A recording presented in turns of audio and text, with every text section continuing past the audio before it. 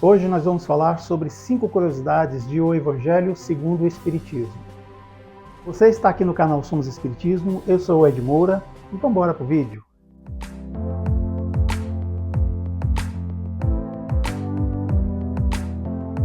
É um livro espírita francês, de autoria de Allan Kardec e dos Espíritos Superiores. Foi publicado pela primeira vez em Paris em 15 de abril de 1864. É um dos componentes das chamadas obras básicas da doutrina espírita. Dentre elas, é o que dá mais enfoque às questões religiosas, morais, éticas e comportamentais do ser humano, pois são abordados os evangelhos canônicos sob a ótica espírita.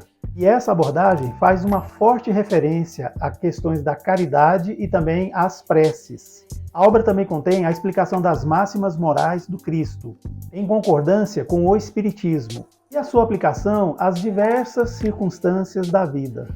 Eu fiz uma playlist com vários vídeos sobre um estudo robusto e completo do Evangelho segundo o Espiritismo, capítulo a capítulo, da capa à contracapa. Se você quiser acessar, eu vou deixar os links aqui na descrição para você.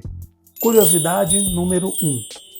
Inicialmente, o primeiro nome do livro que iria abordar o ensino moral vindo lá dos Espíritos foi A Imitação do Evangelho segundo o Espiritismo, que, como eu já disse, foi lançado em abril de 1864.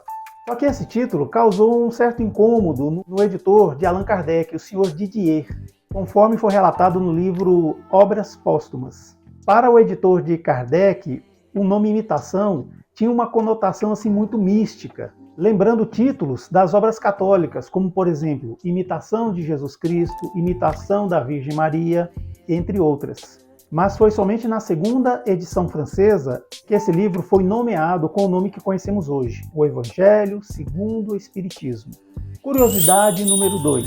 A questão número 627 de O Livro dos Espíritos é a pedra fundamental que une definitivamente o Espiritismo com o Evangelho de Jesus. Essa questão é uma pergunta que Allan Kardec fez aos espíritos que estavam com ele quando estava na elaboração do Livro dos Espíritos. A pergunta é essa: uma vez que Jesus ensinou as verdadeiras leis de Deus, qual a utilidade do ensino que os espíritos dão? Terão que nos ensinar mais alguma coisa? A resposta eu vou dar de uma forma resumida, porque ela não é curtinha. Jesus, naquelas épocas da pregação, usou muita linguagem alegórica, porque ele estava situado em tempo e um local em que era necessário ter essa comunicação com aquelas pessoas. Faz-se necessário que a verdade se torne inteligível para todos. O ensino dos espíritos tem que ser claro e inequívoco, para que ninguém possa pretextar ignorância e para que todos possam julgar e apreciar sempre pelo crivo da razão. E que a ninguém seja possível interpretar as leis de Deus ao sabor de suas paixões. E foi justamente aí, no Livro dos Espíritos, na questão 627, que, sem sombra de dúvida, nasceu a necessidade de ter um Evangelho segundo o Espiritismo. Curiosidade número 3. A primeira edição, que foi nomeada como Imitação do Evangelho segundo o Espiritismo, lançada em 1864, como já dissemos lá atrás, tinha a seguinte estrutura: introdução, prefácio, e se estendia do capítulo 1 ao capítulo 25. A segunda edição foi lançada em 1865 e já tinha um nome, O Evangelho segundo o Espiritismo, porém mantendo a mesma estrutura da edição anterior. Já a terceira edição, além do prefácio e a introdução, tinha capítulos que iam do 1 ao 28. E é essa terceira edição francesa que nós temos aqui no Brasil. Curiosidade número 4. Nunca foi intenção de Allan Kardec lançar uma Bíblia espírita. Durante os seus estudos para o lançamento da codificação espírita, Allan Kardec percebeu que as pessoas se apegavam muito à visão mística das religiões do que à moral.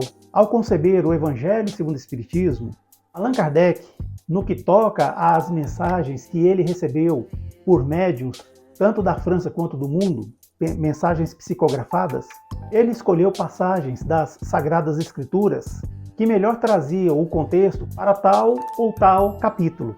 Depois, ele mesmo, Allan Kardec, tecia seus comentários e assim estava feito o capítulo.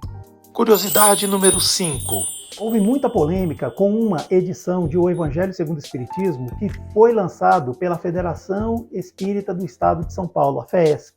e veio a público em julho de 1974. Nessa edição, tinha a informação de que seria executado um plano de completa e total revisão das obras de Allan Kardec. E isso foi posto pelo Departamento do Livro da FEESP. Esse plano, que veio ao mundo em forma de uma publicação, chegou a vender mais de 30 mil exemplares. Porém, esse plano foi totalmente refutado por Francisco Cândido Xavier e também por Herculano Pires, por uma obra lançada por eles, chamado Na Hora do Testemunho. Foi publicada em 1977. Essas foram as 5 curiosidades sobre o Evangelho segundo o Espiritismo. A gente se vê no próximo vídeo. Tchau!